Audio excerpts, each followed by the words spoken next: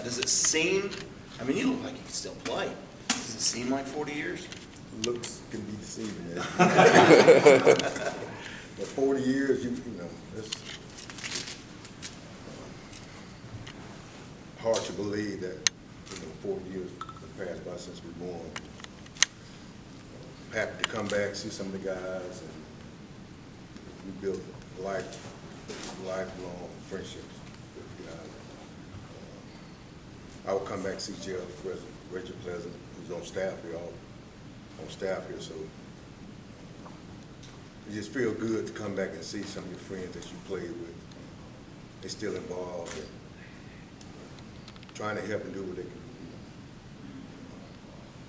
Still doing peanut Okay, that's butter? it? You still doing peanut butter sandwiches? Still. Still, one of my favorite meals with glazed potato chips and a glass of Kool-Aid. So. You've been around a lot. I see you in the indoor facility. Coming back to see Jeff or Reggie, what's it been like to be welcomed, back into the program and see everything that's been built over the past decade? I think that's what it's all about. Is once you play here, go through here, and then they welcome you back with open arms, and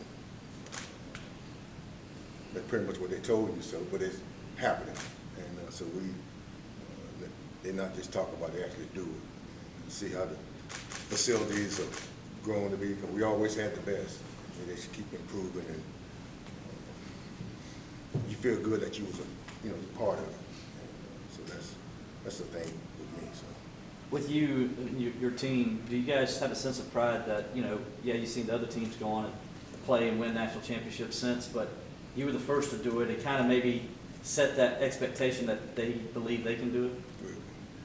We're glad to watch them on TV and see them win, but we was the first. And that's what you like, and that's what you want to see. What happens is, if you was part of that first deal, then the train keep rolling, as they say. So. Is it crazy that your team was only one of three since 1962 that wasn't a preseason ranked team to win a national championship? I didn't know that, but we knew we wasn't ranked too. I think it was in 25 or something like that. Not ranked. Not ranked at all. Not ranked at all. We had a good team that year, and it came together for us. So we took a lot of pride in playing for our teammates, and that's what Coach Forrest preached about: play for your teammates, play for your family, and go have a good time.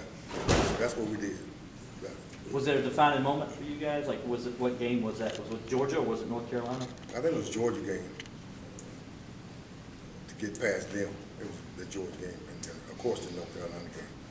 That Georgia game kind of set the tone for us because the year before it kind of bit us pretty good. So, but it set the tone for us too. And then we start believing that we can win, especially me. My confidence got a little bit better. So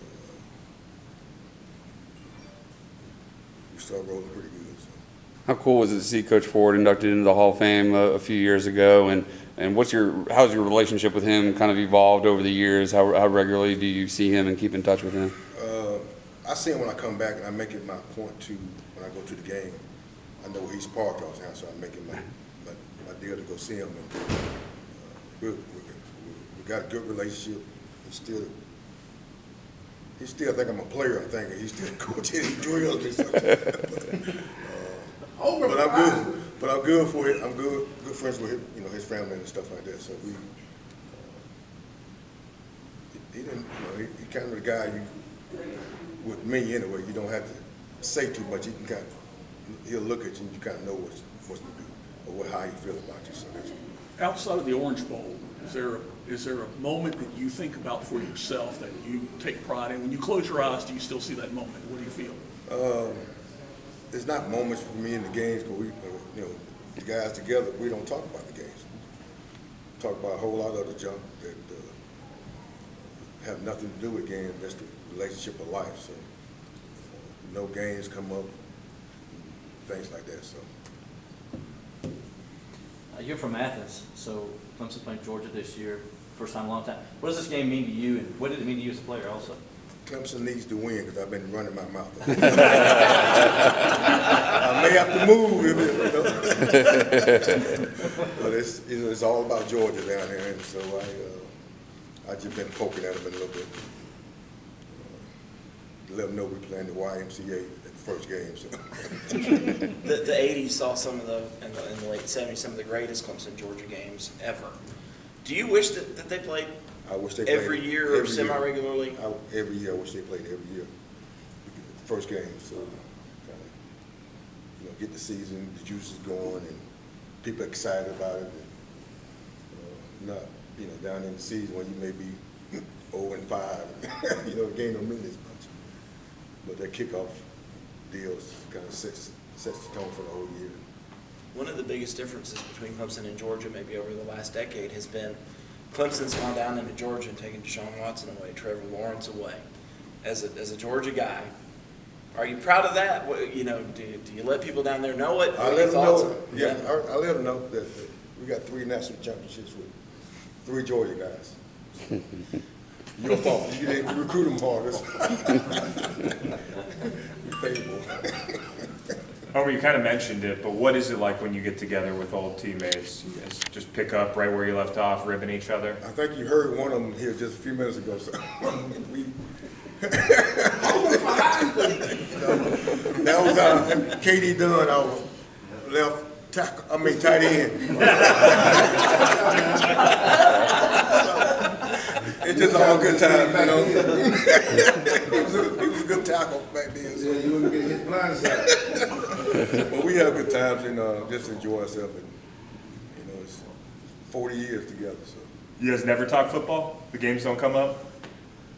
I don't remember too much of the games, So. Gotcha. Did Perry Tuttle ever let you hear about it being on the cover of Sports Illustrated? I let him know that without me, he wouldn't be where he is today. We have a good time. They made me look good. So All good. all good. Appreciate it.